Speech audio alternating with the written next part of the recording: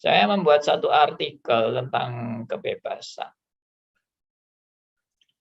Artikel singkat sih. Ini ya bukan, tidak bisa dikatakan artikel, ini paling ya kategori apa ya, renungan gitulah tentang kebebasan.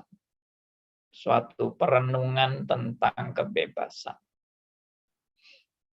Saya sudah pernah menyampaikan kebenaran ini, tapi secara tertulis mungkin belum saya bahas. Ya, ini sebagai perenungan saja dan sebagai pendahuluan sebelum nanti kita masuk kepada tema-tema yang lebih berat. Tapi ini sebagai ya intermezzo lah. Intermezzo atau pendahuluan atau ya semacam apa ini ya, paradigma atau bagaimana gitu tentang kehendak bebas. Memang aneh ya, tema yang seperti ini menjadi perdebatan seru dan ternyata banyak perbedaan tentang pandangan tentang kehendak bebas. Ya, terutama pandangan Arminianisme, pandangan Calvinisme. Wah, seru kalau membahas kehendak bebas menurut Arminian, menurut Calvin ya, dan yang lain-lain.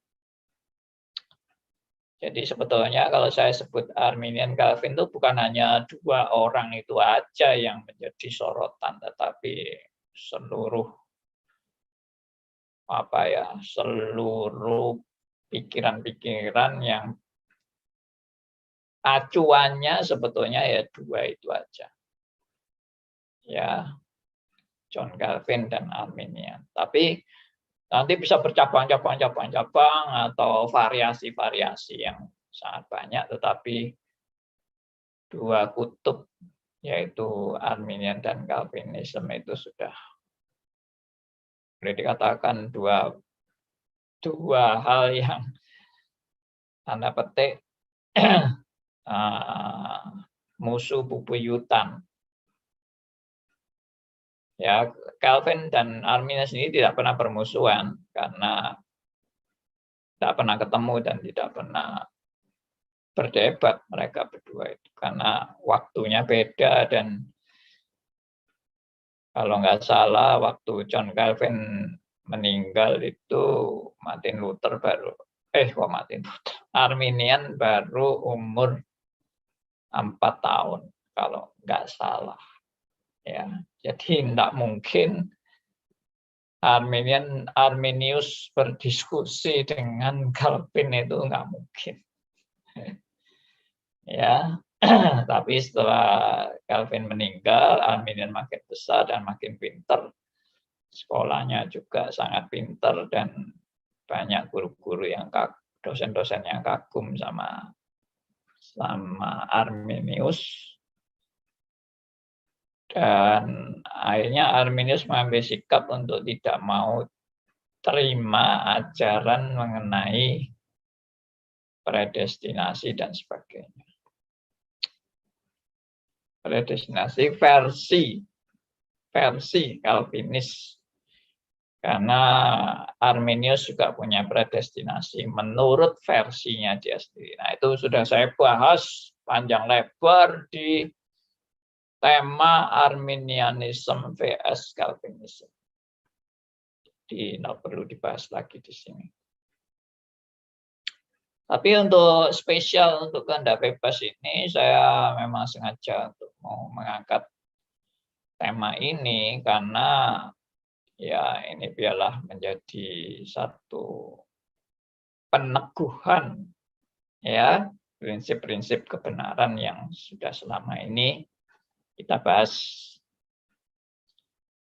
Oke, mulai aja dengan kalimat-kalimat yang sudah saya tulis di sini.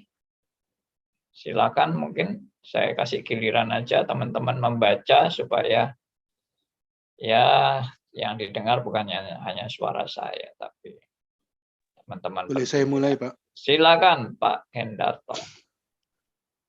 Kehendak bebas. Pada umumnya pemahaman tentang kehendak bebas adalah manusia dengan sebebas-bebasnya mempunyai hak untuk memilih jalan hidupnya menurut apa yang dikehendaki manusia itu sendiri, dan inisiatif dari dirinya sendiri tanpa tekanan dan paksaan dan pengaruh dari siapapun. Ya. Definisi ini saya buat dengan merangkum beberapa pandangan tentang kehendak bebas. Lalu saya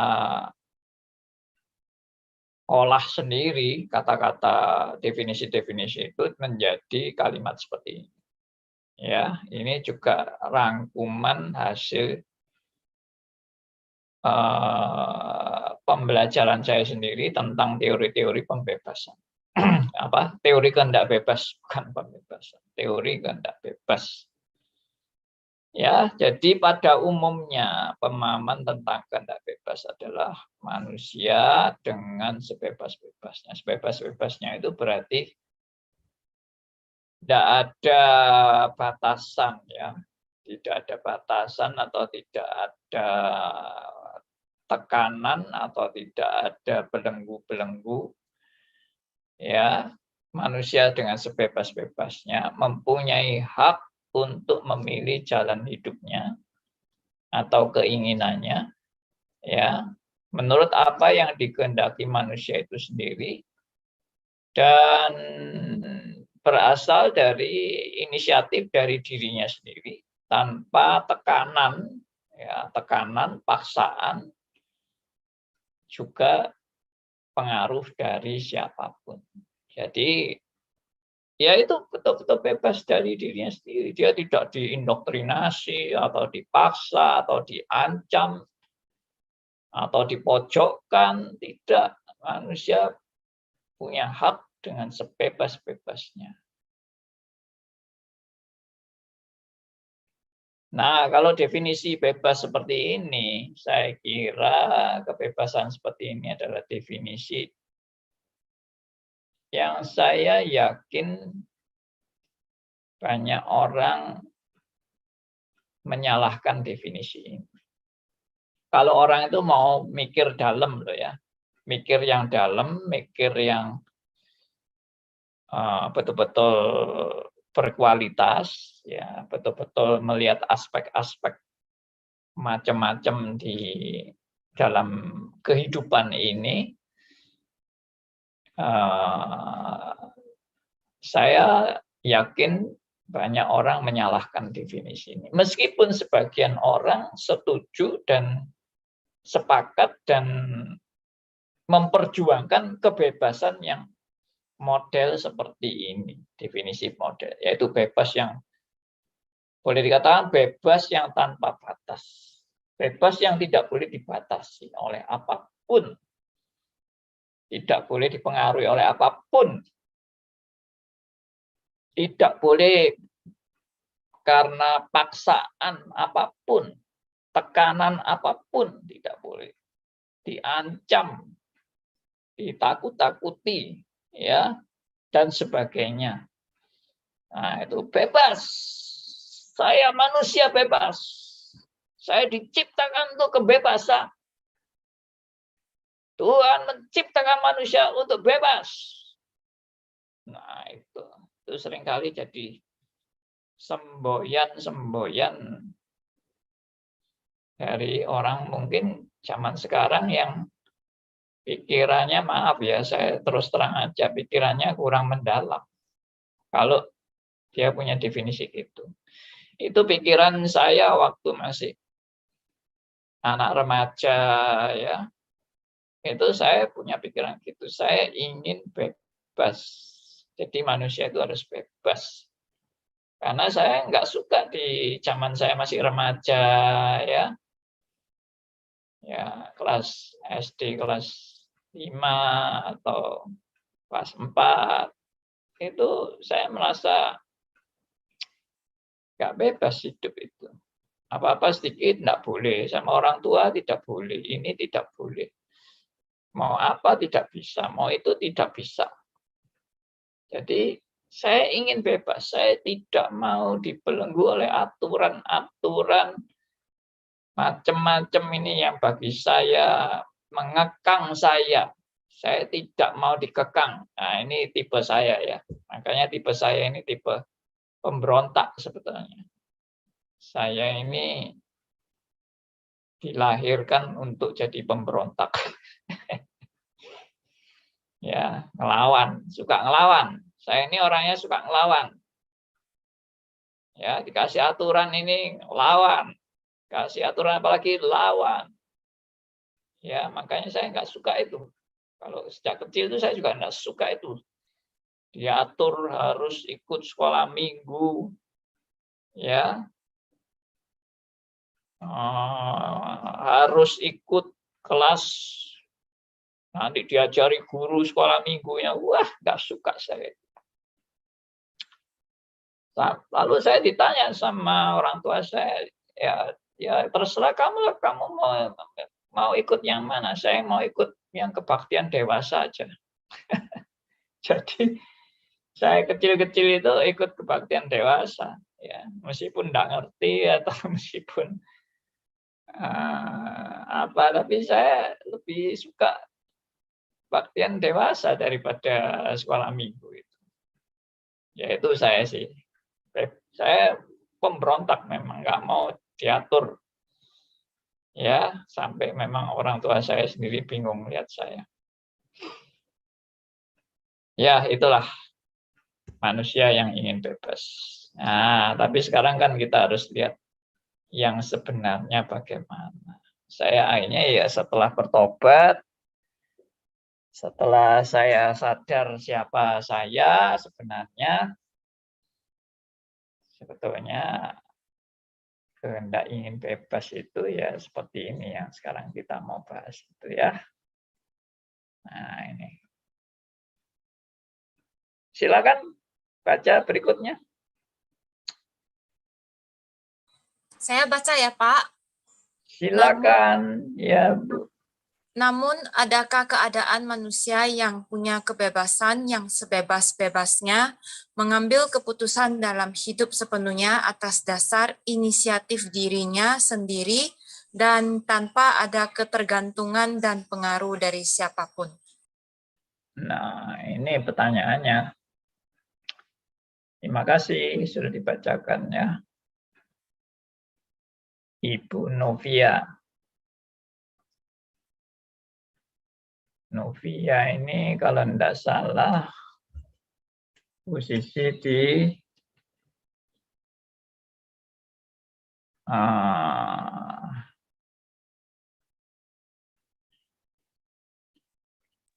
Posisi di Brunei, Pak. oh iya, Brunei. Saya mau nyebut tadi kok ragu-ragu ya. Di Brunei. Baik, jadi tadi kan maunya sebebas-bebasnya, tidak diikat siapapun, tidak diatur siapapun, tidak dipengaruhi siapapun, tidak dapat tekanan dari siapapun, pokoknya bebas sebebas-bebasnya. Nah, sekarang pertanyaannya, namun adakah keadaan manusia yang punya kebebasan yang sebebas-bebasnya mengambil keputusan dalam hidup sepenuhnya atas dasar inisiatif dirinya sendiri dan tanpa ketergantungan dan pengaruh dari siapapun. Dari siapapun. Tanpa pengaruh dan ketergantungan. Nah, itu kalau kita mau jujur, meneliti dengan benar, dengan bijaksana yang benar, tidak sampai harus standar Alkitab, tapi secara umum aja lah. Emang bisakah kita itu tidak dipengaruhi siapapun? Bisakah kita tidak bergantung kepada siapapun? Bisakah kita betul-betul punya kebebasan yang tanpa ada peraturan apapun? Saya beberapa waktu Ya barusan aja saya ingat sebetulnya apa sih arti kebebasan beragama di Indonesia. Di Indonesia ini undang-undangnya itu mengatur warga negara untuk bebas menganut agama yang dipercayanya, ya kan? Dia bebas untuk memilih agama apa yang mau dipilih, dan yang dia percaya, dia mau pegang, yaitu negara melindungi warga negaranya untuk punya kebebasan memilih agama sesuai dengan kepercayaan. Tapi apakah itu berarti sembarangan bebas memilih sesukanya, lalu menjalankan ibadah juga sesukanya? Ternyata kan tidak bisa juga sebebas-bebasnya. Ya, buktinya mau mendirikan rumah ibadah aja juga sulit. Ya, kecuali mungkin mendirikan masjid di Jawa itu mungkin gampang ya. Tapi kalau saya dengar sih mendirikan masjid di Manado itu juga nggak gampang ya, katanya ini ya. Atau di Irian juga mungkin nggak begitu gampang. Ya, jadi ternyata ada peraturan-peraturan yang mengatur kebebasan beragama itu. Jadi bukan kebebasan beragama itu bukan tanpa aturan. Ya. Jadi kelihatannya bebas, tapi ternyata ada aturan yang diatur sesuai dengan undang-undang. Nah, itu definisi kebebasannya itu diatur sesuai dengan undang-undang yang berlaku. Ya kan? Jadi bisakah saya mendirikan gereja di mana saja saya mau? Itu kebebasan saya. Nah, jadi kalau mau sebebas-bebasnya tanpa ada aturan sama sekali, ya itu tidak pernah ada. Ya, kita hidup dalam rumah tangga kita sendiri aja ada aturan. Dan saya tidak bisa mau bebas dari rumah tangga saya sendiri. Saya tidak mau terikat kepada rumah tangga manapun. Ya, mungkin jadi kayak orang dulu zaman saya masih pemuda mahasiswa itu kan banyak muncul yang namanya hippies itu. Ya, hippies. Zaman sekarang rasanya sudah tidak ada hippies itu. Ya, hippies itu orang yang ya pokoknya hidupnya mau bebas semuanya sendirilah dia. Pokoknya jadi kayak orang gelandangan gitu padahal dia kaya raya. Dia sengaja mau keluar dari segala peraturan rumah tangganya yang mungkin terlalu berbelit-belit dan terlalu formalitas dan sebagainya. Saya bosan dengan segala keteraturan. Saya mau hidup sebebas-bebasnya, tidak usah pakai aturan. Ya, sehingga mereka juga pakaiannya sembarangan dan mungkin tidak pernah mandi. Ya, pokoknya bebas lah semaunya. Ya, itulah orang hippies itu. Kelihatannya dia bebas ya. Tapi akhirnya dia mungkin juga sadar ya. Dengan kebebasan yang seperti itu, dia sendiri nanti akhirnya tidak bebas juga. Ya. Oke, itu pertanyaannya. Adakah benar-benar kebebasan yang tanpa norma apapun? Dan apakah benar-benar ada orang yang bisa bebas tanpa bergantung kepada siapapun dan tanpa dipengaruhi siapapun? Tidak mungkin. Ya, tidak mungkin ada orang bisa hidup tanpa dipengaruhi siapapun. Ya dia kalau tidak mau dipengaruhi siapapun, ya dia silakan hidup di hutan aja. Di hutan kumpul sama monyet-monyet, ya akhirnya dia juga dipengaruhi monyet nanti. Ya dipengaruhi monyet, dipengaruhi serigala, ya atau dipengaruhi binatang-binatang lain, atau ya sudah hidupnya ya kayak binatang karena dia tidak pernah mau tahu urusan berkomunikasi dengan manusia. Saya tidak mau bergantung kepada siapapun, saya tidak mau komunikasi dengan siapapun, saya tidak mau berelasi dengan siapapun, saya mau bebas, bebas, bebas. Ya, akhirnya jadi Tarsan ya. Itu. Oke. Silakan dibaca berikutnya. Pak. Silakan Pak Roni. Jawaban sejujurnya, sebenarnya tidak pernah ada kebebasan yang benar-benar bebas tanpa batasan apapun dan tanpa pengaruh dari siapa atau apapun dan tanpa ikatan atau aturan apapun yang membatasi dirinya. Iya.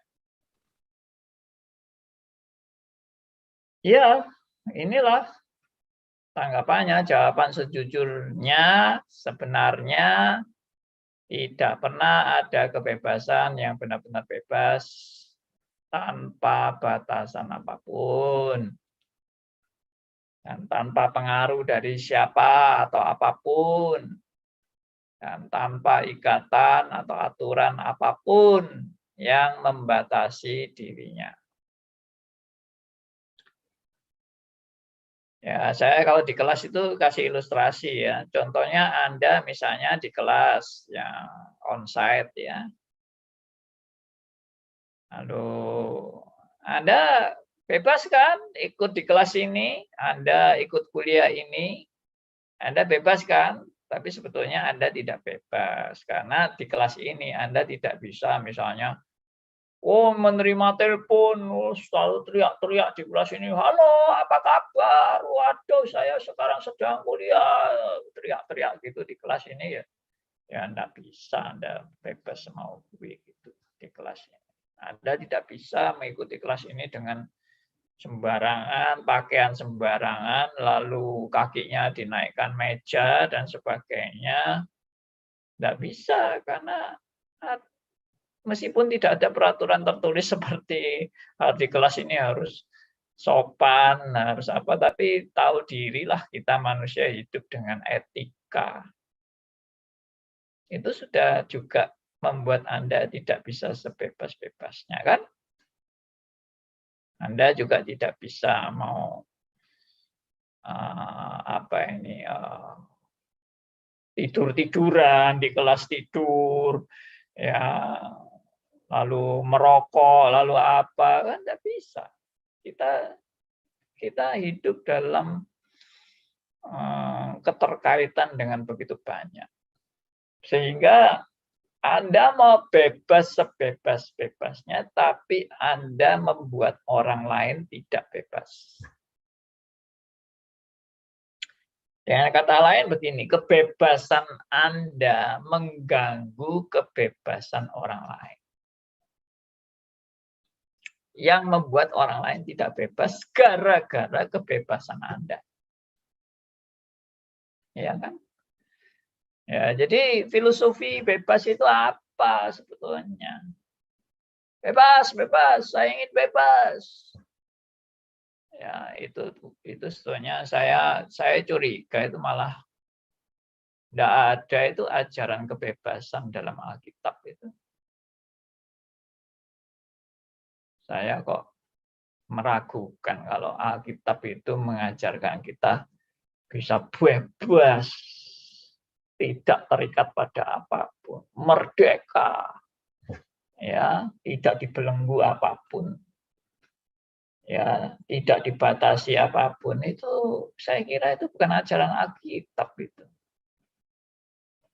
Ya, jadi sebetulnya apa itu yang digembar-gemborkan dalam teologi bahwa kita manusia ini diciptakan dengan kebebasan. Apa itu? Ya, saya masih kasih tanda tanya besar itu tentang definisi kita diciptakan ya dalam kebebasan atau kita diciptakan untuk menikmati kebebasan. Apa itu? Apa itu benar menurut Alkitab? Kita diciptakan untuk menikmati kebebasan. Nah, nanti dulu ya. Saya bukan lalu mau sebaliknya ya. Oh, kita diciptakan untuk apa ini dibelenggu ya, ditindas ya, dijajah ya, disiksa dan sebagainya. Ya, maksud saya bukan sebaliknya seperti itu. Tapi pengertiannya harus yang benar. Sekali lagi, apakah Alkitab mengajarkan kita untuk hidup dalam kebebasan ya, yang tidak terikat pada apapun, tidak dibelenggu apapun, tidak dipengaruhi siapapun, tidak ditekan oleh apapun? Apakah itu memang benar? Ya. Saya curiga bahwa filosofi kebebasan itu filosofinya justru bukan dari orang Kristen. Filosofi kebebasan. Ya, itu mungkin dari filsafat-filsafat yang menganggap bahwa tubuh ini penjara ya, kita ini sedang dalam penjara tubuh. Dan kita nanti akan mengalami kebebasan kalau kita keluar dari tubuh ini. Ya. Nah, itu dianggap kita ini masih dalam belenggu-belenggu, tapi nanti akan muncul kebebasan. Nah, mungkin Kristen juga dipengaruhi itu. Kita sekarang belum bebas. Kita masih dalam tubuh berdosa. Tapi nanti kalau kita sudah bangkit, kita mengalami kebebasan yang merdeka luar biasa. Tidak terbelenggu lagi oleh tubuh yang penuh dengan sakit, penyakit, kelemahan, dosa-dosa, dan sebagainya. Kita bebas. Nah, itu masih ada pikiran nanti di surga itu bebas, sebebas-bebasnya. Ya di surga itu. Di bumi memang belum. Kita masih banyak penyakit, banyak penderitaan, ya, kesulitan, ya, bahaya-bahaya, kejahatan dan sebagainya. Tapi nanti di surga kita betul-betul bebas, merdeka. Nah, apa itu? Itu juga ajaran Alkitab. Kita di surga betul-betul bebas, merdeka, tidak ada aturan. Tidak ada tata tertib. Ya. Tidak ada batasan-batasan. Nah, mungkin dari apa yang saya katakan ini Anda sudah mulai berpikir kan? Benarkah itu kebebasan? Nah, yuk mikir. Saya kira Anda sudah tahu jawabannya sebelum saya lanjutkan. Oke, lanjut silakan. Siapa yang mau baca? Giliran terus. Saya, Pak. Ya, Bu Nita. Misalkan, dapatkah saya telanjang seenaknya keluar dari rumah saya? Dapatkah waktu kuliah saya tidur dengan seenaknya sendiri di ruang kelas? Dapatkah saya memperkosa orang dengan kebebasan saya? Dapatkah saya membunuh orang dengan seenak hati saya? Ya sudah tuh. Ini pertanyaan ini Anda sendiri bisa jawab. Memang apakah saya punya kebebasan seperti itu? Ya. Saya tentang telanjang ini saya mau cerita sedikit, cerita yang sudah beberapa kali saya cerita sih, tapi saya ingin saudara merenungkan kembali cerita saya. Ya, saya pernah diskusi dengan seorang mahasiswa yang saya bimbing waktu itu saya masih jadi pembina kerohanian mahasiswa. Lalu suatu saat terjadilah suatu masalah di organisasi kerohanian mahasiswa itu. Lalu saya mengarahkan anak-anak bimbing saya ini untuk menyelesaikan atau mencari solusi dari masalah itu. Lalu saya arahkan solusinya begini. Nanti kamu lakukan seperti ini. Saya kasih mereka bimbingan ya untuk menyelesaikan solusi terhadap masalah yang dihadapi. Lalu apa reaksi ada seorang mahasiswa yang protes dengan anjuran atau arahan saya. Dia bilang, Pak, tolong Bapak enggak usah mengarahkan kami. Kami biarlah punya kebebasan untuk memilih apa yang terbaik bagi kami. Nah, jadi dia, kata lain, dia menolak nasihat saya, atau dia menolak saran saya, ya arahan saya, ya dia bilang, biarlah kami sebagai mahasiswa memiliki kebebasan untuk memilih apa yang kita anggap yang terbaik. Bapak tidak usah mempengaruhi kami. Ya. Saya digitukan pun tidak marah saya. Ya kalian memang sudah mahasiswa, sudah dewasa. Saya kan kasih masukan dan arahan. Nanti Anda pertimbangkan sendirilah dari masukan saya, arahan saya. You mau pilih yang mana? Emang you yang punya hak, saya bilang. Ya, tapi saya mau tanggapi pernyataan Anda. Ya, dia bilangnya kan gini, berilah kami kebebasan. Ya, yang tidak dipengaruhi oleh pikiran-pikiran Bapak. Murni itu biarlah dari diri kami sendiri. Itu baru kami betul-betul memilih dengan kebebasan. Tidak dipengaruhi oleh siapapun. Dia bilang begitu. Nah, lalu saya kasih dia tanggapan. Ya. Tanggapannya saya bilang, apakah memang benar Anda memiliki kebebasan untuk memutuskan sesuatu tanpa dipengaruhi oleh siapapun? Benarkah Anda punya kebebasan itu? Dia bilang, ya benar. Kami kan sudah bisa memilih apa yang baik dan yang tidak baik. Dan kami tidak perlu lagi dipengaruhi oleh pengaruh-pengaruh yang dari luar. Ya.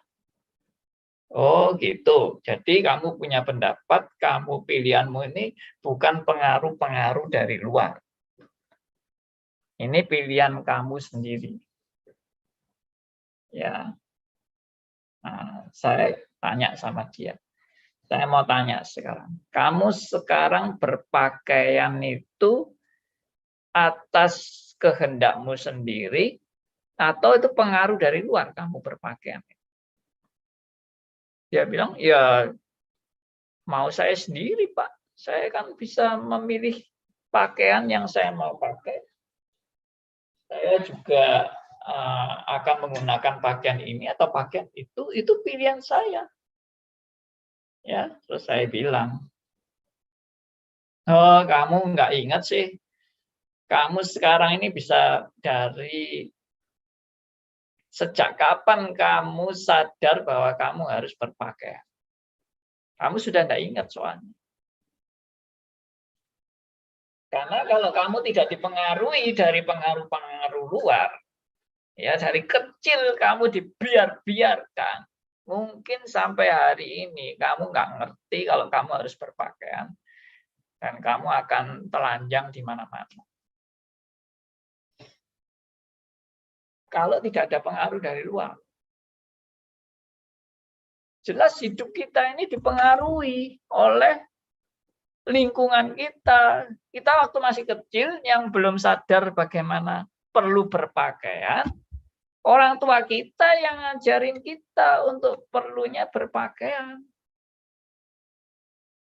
Anda kalau tidak diajari orang tua Anda tentang perlunya berpakaian, ya Anda mungkin merasa tidak perlu berpakaian terus. Nah, itu pengaruh dari mana? Ya pengaruh dari luar. Anda tidak mungkin punya kesadaran dari diri Anda sendiri kalau tidak ada pengaruh dari luar untuk berpakaian. Ya coba aja kalau mau eksperimen, bayi begitu lahir, tidak usah dipelihara oleh ibunya, langsung ditaruh di hutan. Tidak tahu sudah nanti siapa yang pelihara bayi itu, entah monyet, entah serigala, entah apa. Nggak tahu, pokoknya sudah kamu taruh bayi itu di hutan, bisa nggak dia ngerti sendiri cara berpakaian? Ya nggak ngerti, pasti nggak ngerti. Ya, itu saya bilang itu. Lalu Anda mau bebas tanpa pengaruh apapun, bebas. Ya saya bilang, silakan Anda telanjang jalan-jalan dengan bebas di kampus ini. Bisa nggak kamu jalan-jalan telanjang dengan bebas di kampus ini? Ya, dia harus mikir. Ya, toh? Bisa enggak sih orang itu bebas? Bebas tanpa memikirkan nilai-nilai yang ada di sekitarnya, peraturan-peraturan yang ada di sekitarnya, yang tanda petik membatasi kebebasan dia.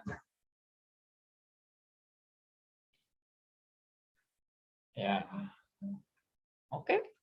Saya kira semua orang sehat bisa berpikir bahwa kita memang tidak pernah bisa bebas semau gue tanpa dipengaruhi siapapun. Ya itu. Ya saya nggak tahu akhirnya dia sekarang di mana dan jadi apa, saya juga nggak tahu. Tapi itulah pernah diskusi-diskusi semacam itu.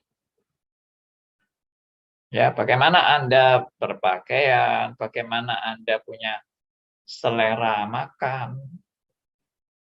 Ya, kenapa orang selera makan di Tarakan dan orang selera makan di Medan misalnya, kenapa berbeda? Selera makannya kenapa berbeda? Orang Medan mungkin pikir, oh makanan paling enak itu ya di Medan atau di Makassar, ya, atau di Tarakan atau di Ambon. Ya, mana yang paling enak? Atau di Jawa, Jawa Barat, atau Jawa Timur sudah beda. Mana yang paling enak? Kenapa kok semua punya pikiran yang paling enak itu ya yang di kota saya? Ya itu karena sudah budaya lingkungannya. Iya kan? Jadi mau hidup bebas yang tanpa sama sekali nilai lingkungan. Ya Anda jadi orang yang ya paling aneh di dunia ini nanti, gitu loh. Karena nggak ada kaitannya sama sekali dengan nilai lingkungan. Ya, oke, gitu. Ya, saya harap ini pendahuluan aja lah ini. Ya. Oke, berikutnya silakan. Siapa yang mau bacakan? Yang belum dapat giliran siapa ya?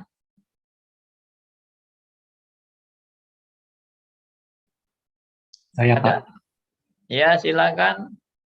Dalam hal ini, jelas kebebasan yang benar-benar bebas tanpa ikatan apapun itu tidak pernah ada. Justru orang normal akan mengatakan kebebasan tanpa batas norma apapun adalah bukan sebagai kebebasan yang benar-benar bebas, melainkan suatu kekacauan dan kekalutan. Iya. Ya, ini yang saya sudah pelajari dan saya juga ajarkan beberapa kali kepada teman-teman, bahwa yang namanya kebebasan yang benar-benar bebas, tanpa ikatan, itu tidak pernah ada di dunia ini. Justru orang normal akan mengatakan kebebasan tanpa batas norma apapun, ya sebebas-bebasnya tanpa ada aturan apapun, itu bukan kebebasan yang benar-benar bebas, itu suatu kekacauan dan kekalutan dan membuat orang lain juga tidak bebas. Ya, saya ingat ilustrasi dari teman saya. Ya lucu juga ilustrasinya, saya sampai ketawa itu dengar ilustrasi itu. Ya. Dia pernah cerita tentang dirinya sendiri, dia pernah mabuk, ya, mabuk-mabukan di tengah malam, ya, terus dengan teman-temannya dia teriak-teriak itu di jalan, ya, dan nyanyi-nyanyi, wah, dengan gitar, dengan apa, pokoknya beberapa alat musik, ya, pokoknya sampai jadi rame itu, mereka sorak-sorak dalam kemabukan mereka. Mereka betul-betul bebas, sebebas-bebasnya untuk menyalurkan kemabuannya itu. Lalu ternyata ada orang dari sekitar rumah itu yang keluar, langsung marah-marah orangnya, ya. Teriak orangnya, teriak dan marah. Dia bilang, jangan rame-rame di sini, mengganggu orang tidur. Wah, itu kan jam tidur, ya. Kamu sudah mengganggu orang tidur. Lalu teman yang mabuk ini salah satunya teriak juga, membalas dengan teriakan. Ya, kami mau bebas main musik di sini. Jangan ganggu kami. Ya, siapa yang suruh kamu tidur? Sekarang kami mau bebas. Jadi yang salah jadi siapa ini, ya? Yang tidur yang salah atau yang main rame-rame musik itu yang salah? Gitu. Karena bagi yang mabuk, kamu kok ganggu kebebasan saya? Saya mau bebas, nyanyi sebebas-bebasnya. Yang tidur merasa kamu mengganggu kebebasanku untuk tidur, ya. Akhirnya saling merasa terganggu ini dengan kebebasannya. Ya ini cuma aja, ilustrasi joke aja, yang artinya kebebasan kita bisa mengganggu kebebasan orang lain. Ya, orang yang tidur bangun lalu marah-marah juga mengganggu kebebasan yang mabuk. Yang mabuk mengganggu orang yang tidur. Nah, jadi semua itu memang nggak ada yang betul-betul bebas. Ya. Nah, tapi kalau menurut aturan umum ya jelas orang mabuk itu melanggar peraturan umumnya kan. Yaitu kamu waktu jam tidur ya kamu jangan rame-rame, ini orang waktunya istirahat. Nah, itu peraturan yang membatasi kebebasan. Ya, dan itu harus ada, kalau enggak ada bagaimana? Contohnya juga peraturan lalu lintas itu membatasi atau untuk demi terjadinya kebebasan berlalu lintas. Jadi seandainya tidak ada peraturan lalu lintas, kira-kira bagaimana ini kalau misalnya di Jakarta itu tidak ada traffic light, tidak ada batas rambu-rambu, ya toh lalu jalan mau ke kanan, mau ke kiri, mau ke depan, mau apa, mau mundur, mau apa, semua bebas jadi apa. Kebebasan membuat tidak bebas dan menjadi kacau. Ya inilah filosofi kebebasan, saudara. Oke, lanjut silakan. Ada yang mau bacakan berikutnya? Yang belum dapat giliran siapa? Oke, saya Pak. Silakan, Bu Kweli. Apalagi manusia sudah jatuh dalam dosa. Alkitab menyatakan bahwa kebebasan satu-satunya bagi orang yang sudah jatuh dalam dosa adalah bebas dari kebenaran. Dengan demikian ia adalah budak dosa.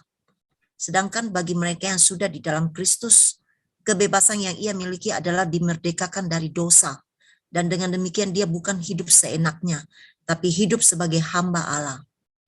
Iya. Nah ini yang kita mulai masuk pada definisi Alkitab tentang kebebasan. Ya. Jadi kalau dikatakan Alkitab mengajarkan kita untuk hidup bebas, kita tidak terikat kepada apapun, kita boleh melakukan apa yang kita inginkan tanpa ada tekanan, tanpa ada yang membatasi kita, itu tidak benar. Itu bukan ajaran kebebasan menurut Alkitab.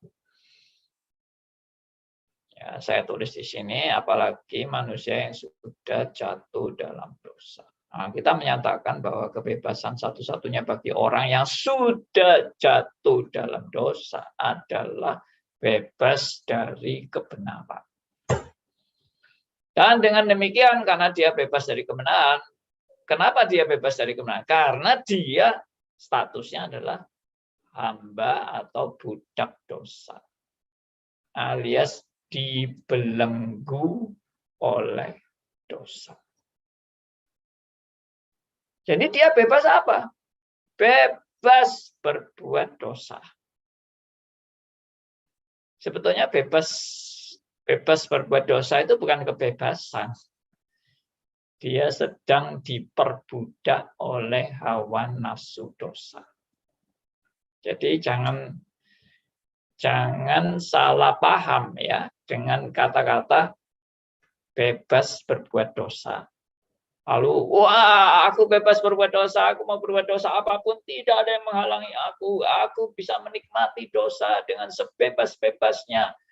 Itu bukan Anda bebas, itu Anda sedang diperbudak atau dibelenggu oleh hawa nafsu dosa.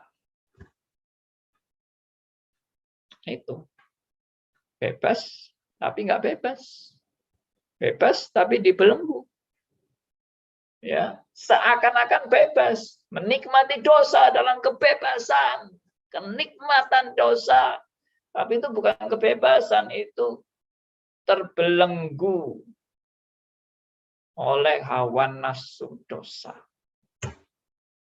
diperbudak ya oleh kuasa dosa. Jadi hamba dosa, budaknya dosa. Itulah kebebasan orang berdosa. Sedangkan bagi mereka yang sudah di dalam Kristus, dikatakan ia bebas, diberi kebebasan yang ia miliki adalah, kebebasan yang ia miliki adalah dimerdekakan dari dosa. Inilah definisi kebebasan, dimerdekakan dari dosa. Lalu merdeka dari dosa, wah, hore, saya merdeka dari dosa, saya sekarang bisa berbuat apa saja yang saya inginkan dengan bebas. Tidak. Dia dimerdekakan dari dosa, dengan demikian dia bukan lagi hidup seenaknya dengan hawa nafsu dosanya, tidak. Tapi dia hidup sebagai hamba Allah. Itu.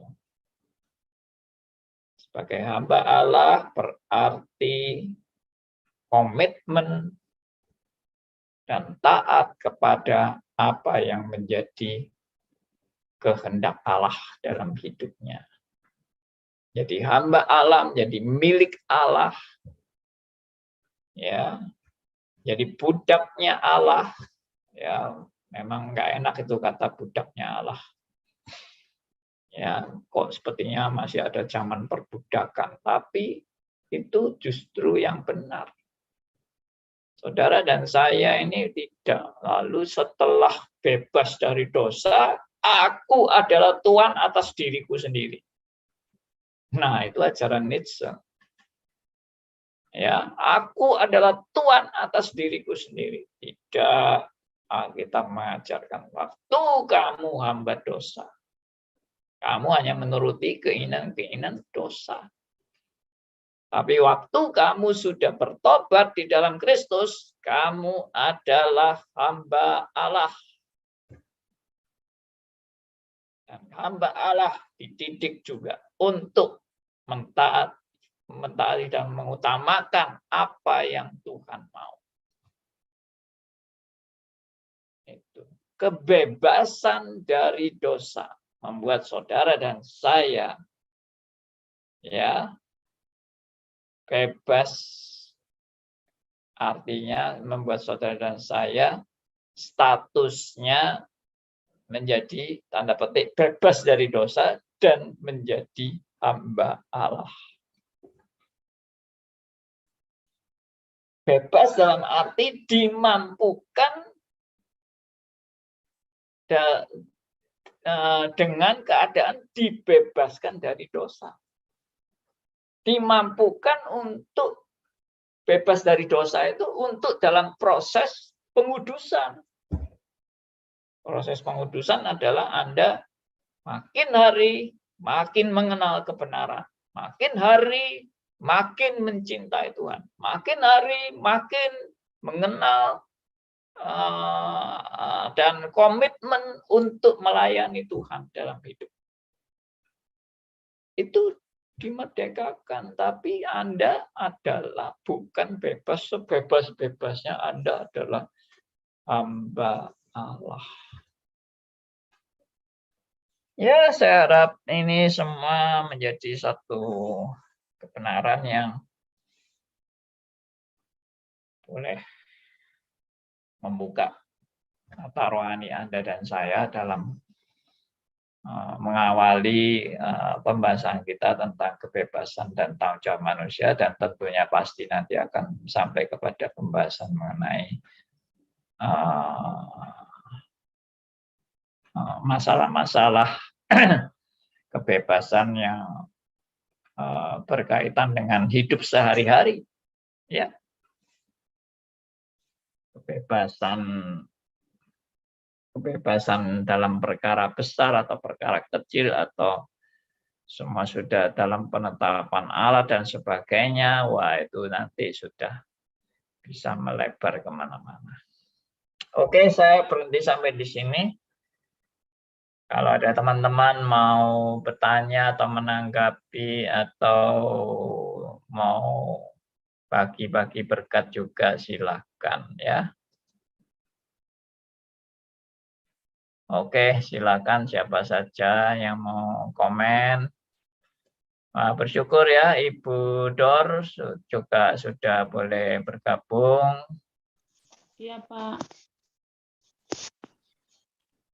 Masih di rumah sakit ya, Bu ya? Enggak, ini di rumah, Pak. Oh, sudah di rumah. Puji Tuhan. Terima kasih untuk doa-doa dari Bapak Ibu sekalian. Tuhan Yesus memberkati. Puji Tuhan. Tuhan Yesus memberkati Ibu Dor. Masih di infus atau sudah lepas dari infus, Bu? Enggak, Pak. Enggak di infus lagi. Sudah pulang rumah. Sudah rujuk ke Pontianak, tinggal tunggu hasil dari Pontianak, Pak. Oh, sekarang sudah di Pontianak? Sudah kembali dari Pontianak, Pak. Oh, kembali dari Pontianak. Iya, Pak. Oke. Ya, banyak istirahat ya, Bu ya? Iya, Pak. Terima kasih, Bapak. Sakit apa, Bu Dor? Iya, selamat malam, Pak. Sakit apa sebenarnya, Bu Dor? Semangat, Bu Dor. Selamat malam. Kemungkinan ada apa di pencernaan. Tapi dokter belum pastikan itu karena kemarin baru periksa lab, hasilnya belum keluar. Sudah keluar tapi belum dibaca dokter. Nanti dibawa ke Sanggau lagi baru dibaca. Gitu. Terima kasih.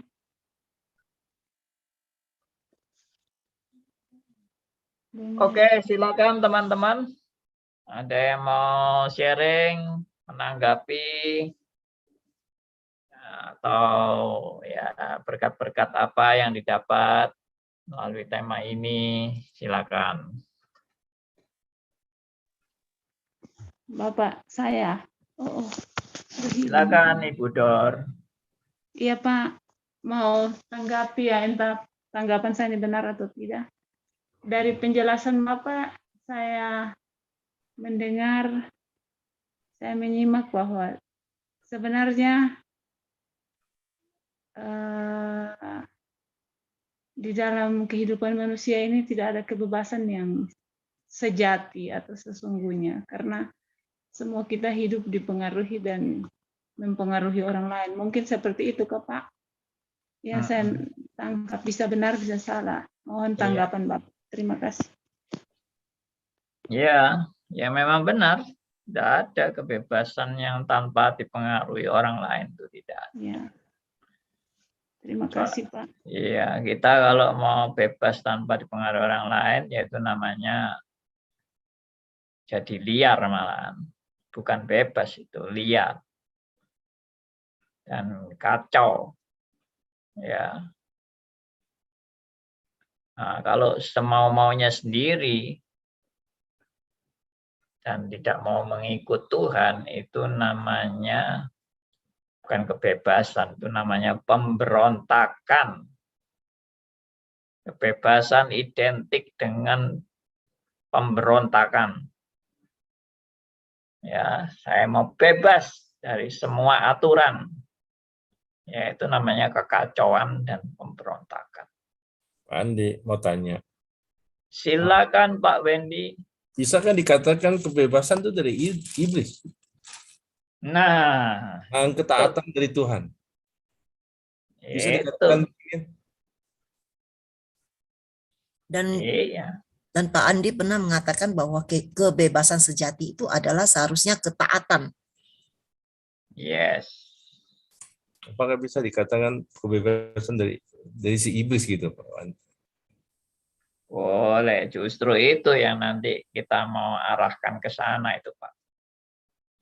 Jadi sebetulnya kebebasan itu bukan ajaran dari Alkitab. Kebebasan itu adalah ajaran dari si setan.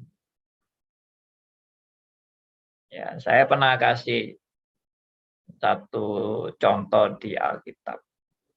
Waktu Adam dan Hawa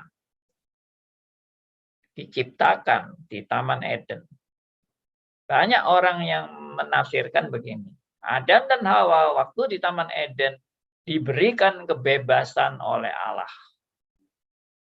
Ya, dia boleh bebas untuk makan buah-buahan, apa segala macam. Saya kira tafsiran itu hanya separuh kebenaran. Allah tidak menciptakan Adam dan Hawa untuk diberi kebebasan seenaknya. Tidak. Salah itu. Adam dan Hawa, kalau Anda teliti, Adam dan Hawa waktu diciptakan, langsung Tuhan kasih aturan. Langsung Tuhan kasih order, perintah. Ya, peliharalah ini. Kerjakanlah ini. Ya, berilah nama kepada binatang dan sebagainya. Loh, itu perintah-perintah itu. Itu bukan kebebasan Adam dan Hawa semau-maunya sendiri, itu diperintah. Siapa yang bilang Tuhan menciptakan Adam dan Hawa? Silakan, lu mau bebas enaknya, lu sendiri boleh tidur-tiduran terus ya boleh, bermalas-malasan terus ya boleh. Mau makan sampai kenyang ya boleh, mau enggak makan ya boleh, mau apapun boleh. Enggak. Tuhan buat peraturan. Tuhan buat ini garis-garis bagaimana kamu harus sebagai ciptaan, ya perhatikan, sebagai ciptaan kamu itu seharusnya taat pada penciptamu. Itu intinya. Siapa yang bilang Allah memberikan kebebasan? Allah apa juga misalnya Allah, lu kebebasan kan Pak, boleh pilih semua buah-buah ini, hanya pengetahuan yang baik dan jahat yang tidak boleh dimakan. Saya kira itu bukan kebebasan itu. Itu justru peringatan. Kalau melanggar Adam dan Hawa tidak mau taat dan melanggar peraturan dari Tuhan, dia akan dihukum. Itu kok bisa ditafsirkan itu sebagai suatu kebebasan, itu aneh. Itu menurut saya Tuhan itu bukan memberikan kebebasan, Tuhan itu memberikan aturan main. Ya, suatu peraturan-peraturan untuk Adam dan Hawa mentaati.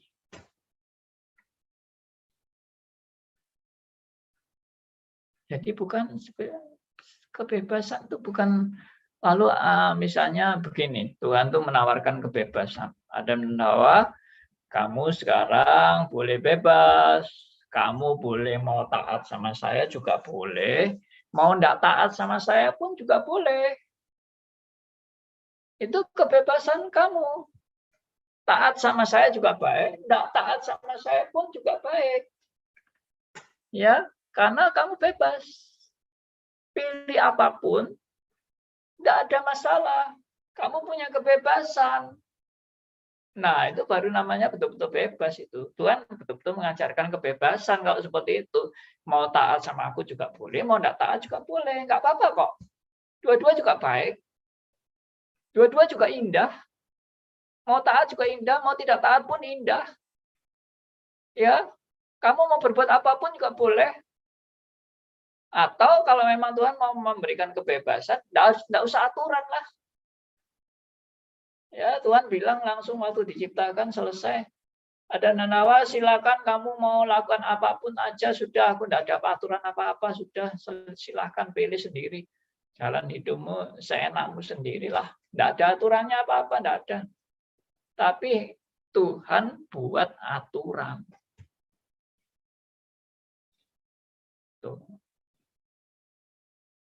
Tuhan juga buat aturan bahkan bagaimana hidup Adam dan Hawa itu sebagai standar pernikahan. Waduh, hebat sekali itu. Ya, seorang laki-laki akan meninggalkan orang tuanya dan bersatu dengan istrinya. Ya, mereka menjadi satu daging. Wow, itu sudah aturan untuk dasar berkeluarga. Itu muncul pada waktu menciptakan Adam dan Hawa. Ya. Jadi siapa yang bilang kebebasan itu? Kebebasan bisa semau gue itu siapa? Enggak ada. Bahkan Tuhan memberi ancaman. Kalau kamu makan, kamu akan mati. Apakah itu kebebasan?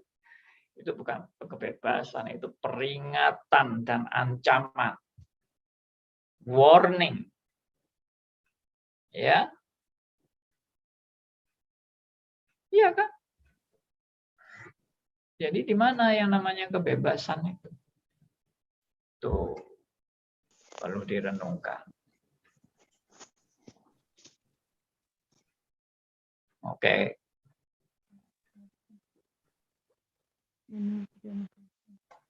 Saya mau sharing gambar ini. Mana gambarnya tadi? Nah, ini kan. Manusia kan maunya bebas seperti ini. Aku nggak mau dibelenggu oleh apapun. Aku tidak mau diikat apapun. Aku merdeka. Makanya di Amerika juga ada patung Liberty itu ya. Tanda kebebasan. Manusia harus bebas. Tidak ada ikatan apapun. Ya, akhirnya muncullah LGBT. Karena tidak boleh ada yang menghalangi LGBT. Itu mereka punya kebebasan itu. Yang menghalangi akan dihukum. Ya, itulah kebebasan. Mic-nya belum di-mute.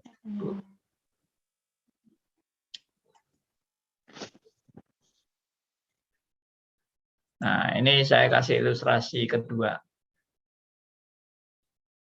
Ikan, ilustrasi ini memang tidak sempurna. Saya sendiri tidak terlalu setuju dengan ilustrasi ini. Tapi ini sedikit gambaran tentang arti kebebasan bagi ikan. Ikan dalam ini, akuarium ini, ya, gelas ini, dia bebas kan? Bebas berenang di sini. Tapi ada ikan yang merasa, aku nggak bebas di sini, nggak enak ini, aku mau keluar dari sini. Aku mau bebas sebebas-bebasnya. Ya. Nah, apakah benar ikan yang keluar dari gelas ini benar-benar mengalami kebebasan waktu di udara sini? Ya kan? Ya dia kalau airnya nyemplung di sini, dia juga nggak bebas di sini juga kan. Lalu dia bilang, aku nggak mau yang di sini, aku nggak mau yang di sini, aku mau keluar sama sekali. Aku mau bisa jalan-jalan seperti anjing, kucing gitu ya. Aku lebih senang di situ. Nah, apa yang terjadi kalau ikannya di situ? Ya, menggeletak di meja ini aja deh, sudah bebas di meja ini aja, jatuh di sini. Ya, apa yang terjadi? Ya, kita semua sudah tahu lah. Tinggal digoreng, Pak. Mati. Tinggal digoreng. Benar ya. Ya itulah filosofi kebebasannya di mana itu ya. Mungkin Anda baru dengar kali ini ya filosofi kebebasan. Saya sudah beberapa kali sih sharing tentang ini. Ya, saudara kalau mengikuti terus gitu baru oh iya paham. Memang sebetulnya tidak pernah ada kebebasan. Ya kan? Oke. Nah, jadi itu yang Bu Willy tadi pernah bilang, ya. Bu Willy tadi bilang, Pak Andi pernah bilang kebebasan yang benar-benar bebas adalah justru ketaatan pada Allah. Itulah kebebasan yang benar-benar bebas. Kebebasan yang benar-benar kebebasan adalah ketaatan pada Allah. Dalam ilustrasi ini, kebebasan bagi ikan adalah kalau dia di dalam gelas ini. Itu kebebasan bagi ikan. Dia mau keluar lebih bebas dari kebebasannya. Dia mau keluar lebih bebas dari kebebasannya. Dia justru tidak bebas. Ya, demikianlah. Ya. Oke, Pak Andi. silakan. Pak, berarti seperti yang kata Pak Wendy tadi, kebebasan itu asalnya dari iblis. Berarti sama dengan kesesatan ya Pak? Iya, itu tawarannya iblis, dan tawarannya iblis itu kan selalu menjebak. Ya, Tuhan tuh kasih peraturan untuk ditaati. Iblis kasih tawaran untuk bebas dari peraturan. Ya, bahkan untuk melanggar peraturan. Ya, bebas dari peraturan itu sama dengan melanggar peraturan kan. Ya, itu yang ditawarkan iblis. Iblis malah bilang, loh, bukankah semua itu tidak boleh kamu makan, dan yang perlu dimakan adalah buah pengetahuan yang baik dan jahat. Loh, tambah dibalik sama iblis. Ya, dan bagi iblis Adam dan Hawa ditawarkan kebebasan. Kebebasannya adalah kamu kalau makan ini, oh, buah pengetahuan yang baik dan jahat, kamu akan tahu apa yang baik dan jahat, dan kamu akan seperti Allah. Tahu akan baik dan jahat. Ya toh, nah itulah kebebasanmu. Itu, jadi kebebasan itu ditawarkan oleh si iblis. Oke? Ya, kalau nggak ada, saya ajak Anda membaca Roma 6 ayat 20 sampai 22. Ini sudah saya tulis ayatnya. Silakan, ada teman mau bacakan Roma 6 ayat 20 sampai 22. Siapa aja silakan mau bacakan. Yang belum pernah baca. Saya lihat di sini ada yang belum pernah baca. Bebas dari kebenaran. Saya, Pak. Silakan, Ibu Dor. Ya. Sebab waktu kamu hamba dosa, kamu bebas dari kebenaran. Dan buah apakah yang kamu petik daripadanya tertutup, Pak. Semuanya itu menyebabkan kamu merasa malu sekarang, karena kesudahan semuanya itu ialah kematian. Tetapi sekarang setelah kamu dimerdekakan dari dosa, dan setelah kamu menjadi hamba Allah, kamu beroleh buah yang membawa kamu kepada pengudusan, dan sebagai kesudahannya ialah hidup yang kekal. Ya. Ya, perhatikan bahwa di sini mau menunjukkan adanya hamba dan adanya bebas. Waktu kamu hamba dosa, kamu bebas dari kebenaran. Artinya apa nih bebas dari kebenaran? Wah, berarti ada kebebasan ya? Bukan. Bebas dari kebenaran itu berarti hidupmu di luar kebenaran. Hidupmu tidak akan bisa memahami kebenaran. Itu maksudnya bebas dari kebenaran. Ya, hidupmu terisolasi dari kebenaran. Di luar kebenaran. Itulah hamba dosa. Bebas dari kebenaran. Hamba, tapi bebas. Bebasnya bebas dari kebenaran. Buah apakah yang kamu petik daripadanya? Semuanya menyebabkan kamu merasa malu sekarang, karena kesudahannya semuanya ialah kematian. Tetapi sekarang, ya sekarang setelah dalam Kristus, setelah kamu dimerdekakan dari dosa. Nah, perhatikan Paulus juga memakai kata merdeka, bebas dari dosa. Dimerdekakan dari dosa. Apakah dimerdekakan dari dosa itu berarti wah merdeka, tidak dibatasi apapun lagi? Tidak. Setelah dimerdekakan dari dosa dan setelah kamu menjadi hamba Allah. Hamba Allah. Menjadi budaknya Allah. Kamu beroleh buah yang membawa kamu kepada pengudusan dan sebagai kesudahnya ialah hidup yang kekal.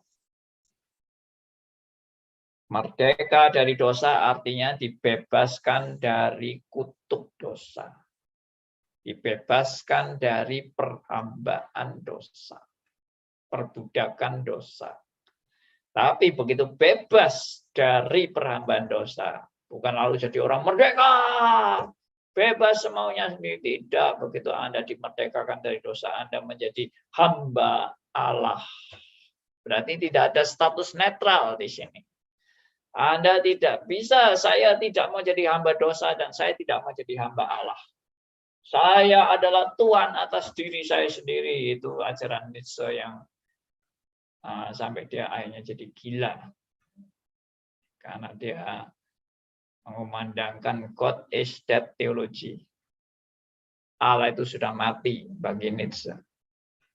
Tapi yang mati dia sendiri. Allah nggak pernah mati. Ya, dan kamu menjadi hamba Allah. Bukan bebas sebebas-bebasnya. Menjadi hamba Allah.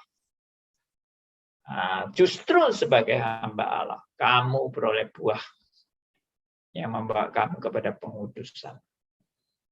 Dan sebagai kesudahnya ialah hidup yang kekal. Lawan dari yang menjadi hamba dosa, akhir dari kesudahan semuanya itu ialah kematian. Sedangkan menjadi hamba Allah, ya, kamu beroleh buah yang membawa kamu kepada pengudusan. Dan sebagai kesudahnya ialah hidup yang kekal. Puji Tuhan. Sudah jam 9 lebih. Jadi kita harus berhenti. Oke, demikian pembicaraan mengenai kebebasan. Dan biarlah ini boleh jadi berkat dan membawa paradigma yang ya lebih maju ke depan, yang makin mendekati kebenaran firman-Nya. Oke, ada lagi yang mau sharing atau bagi berkat? Silakan. Setelah dapat firman hari ini, ada yang mau bagi satu orang atau dua orang?